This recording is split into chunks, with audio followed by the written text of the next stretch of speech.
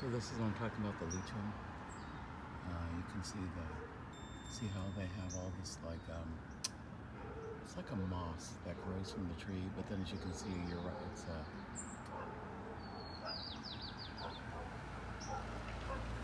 right here hanging from the tree. See how you see the moss over there. But when you look at the tree, that's the oak tree that's next to it, you won't see the same thing hanging from it, nor will you if you go over here and look at this oak tree that's right next to it, or it's basically all facing the street. You don't see it in this tree right here. Okay, but then if you go across to this tree, you'll see that it's littered with this lichen. Okay, so that means that there's high levels of nitrogen. So whatever the directed energy weapons are doing, they're creating this type of environment for this tree that's big, but then you see this one over here right next to it again. So that means that there's line of sight going on.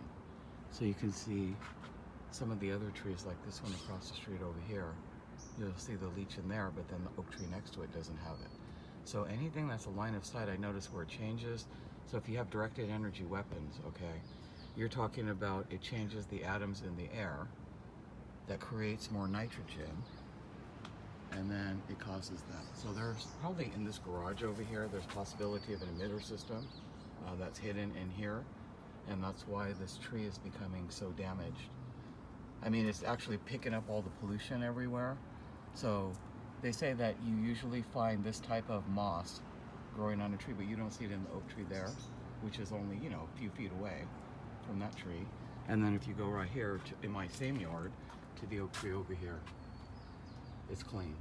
But they're all facing the street, that one over there. But if you have line of sight with a directed energy weapon, you will see that there's an influx of that lichen, which is air pollution, or it lives off of nitrogen, which is pollution.